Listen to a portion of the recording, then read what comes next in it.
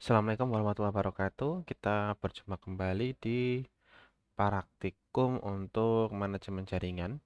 Untuk pertemuan ketiga kali ini kita akan membahas bagaimana cara melakukan simulasi di jaringan. Ya, jadi dengan menggunakan packet tracer kita sudah bisa melakukan simulasi jaringan yang linknya sudah saya berikan di e-learningnya. Nanti kalian tinggal cukup mengikuti apa yang ada di modul ya.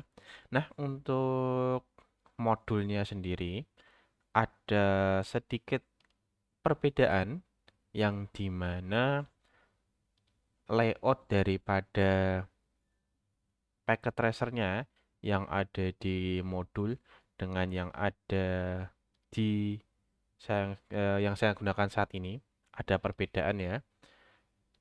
Itu dilihat dari versinya ya.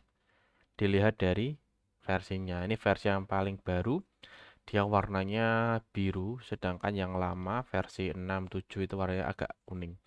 Tapi kurang lebih fiturnya masih sama ya.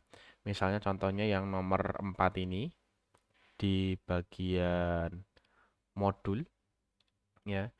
Ini bagian ini itu kalau kita lihat di versi barunya dipindahkan ke atas ini ya.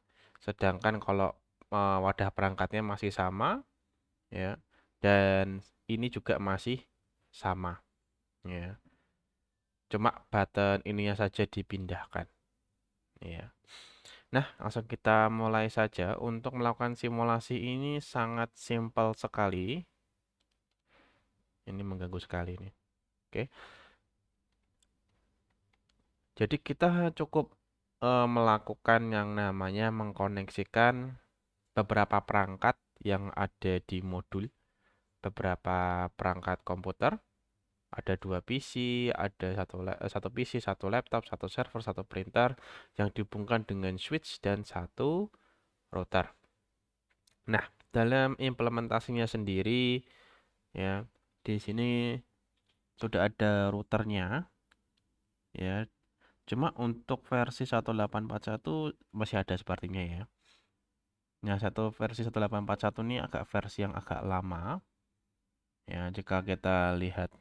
Nah, untuk memasangkan routernya sendiri sebenarnya tidak ada masalah ya.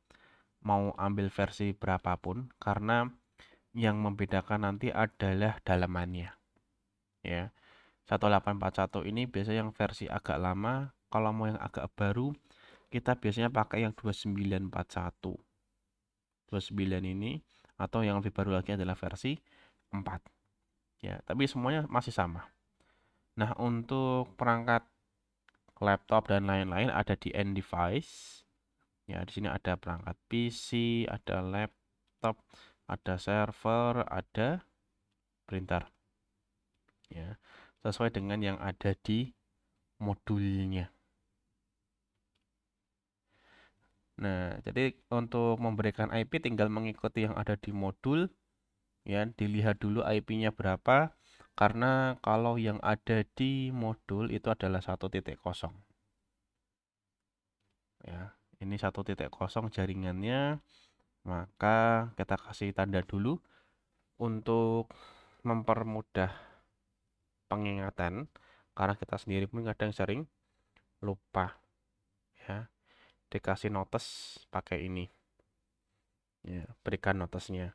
Nanti tinggal dihubungkan, ya, tinggal pakai copper stride di masing-masing portnya. Nah, kalau pemasangan port sendiri pun bebas, tidak masalah. Tapi biasanya ya untuk mempermudah pengingatan, router itu biasanya dikasih di nomor 1 atau nomor terakhir. Ya, itu bebas pemasangannya bagaimana. Nah, setidaknya sekarang sudah sama dengan yang ada di IP. Nah, karena masih orange, berarti dia sedang mempersiapkan bisa kita percepat dengan fast forward ini. Ya, sudah hijau. Nah, sekarang kita tinggal memberikan IP-nya di masing-masing perangkat. Ya. Diklik perangkat PC-nya, nanti dia akan mengeluarkan sebuah window yang digunakan untuk kita menginputkan IP-nya ya. Di tab bagian desktop IP configuration kita kasih static ya. 0 1 ya harus sama, karena kalau tidak sama dia akan error. 1.2 karena 1.1 dipakai untuk router ya. 192.168.1.1 gateway itu dia menembak ke router. Nanti bisa dilihat di bagian modulnya ya. Di bagian modulnya ini ya. Sama persis. Nah, tinggal dilanjutkan aja ke semua perangkat yang ada. Ini 192.168.1.3, 192.168.11. Dilakukan ke semua perangkatnya ya.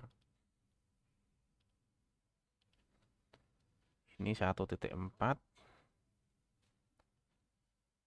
Jangan sampai ada yang sama karena nanti akan terjadi duplication dan muncul error.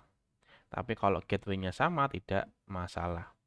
Nah, untuk printer ini dia khas sendiri, maka kita taruh di config fast ethernet, kita taruh di sini 192.168.1.5, subnet masknya otomatis, dan gateway-nya ada di setting. Nah, semua IP sekarang sudah bisa di-set. Nah, masalahnya adalah di router ini ya itu masih mati. Indikatornya adalah warna merah ini. Nah, untuk mengaktifkan ketika kita klik routernya, kita masuk config fast ethernet kosong yang tadi kita sambungkan, kita nyalakan. Kalau benar, dia akan warnanya langsung hijau. Ya, langsung hijau. Nah, dari sini kita bisa melakukan input IP 1.1 ya. Nah, ini sudah jadi. Tinggal kita fast forwardkan saja biar semuanya hijau. Nah, kita di sini harus melakukan tes ya, sama seperti yang ada di bagian modulnya ya. Menunya masih sama lokasinya. Ini ya si ini. Kalau ada di paket tracer yang baru dia adalah yang ini.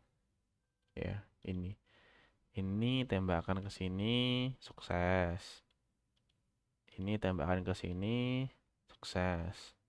Ini tembakan ke sini, sukses. Sini tembakan ke sini, sukses.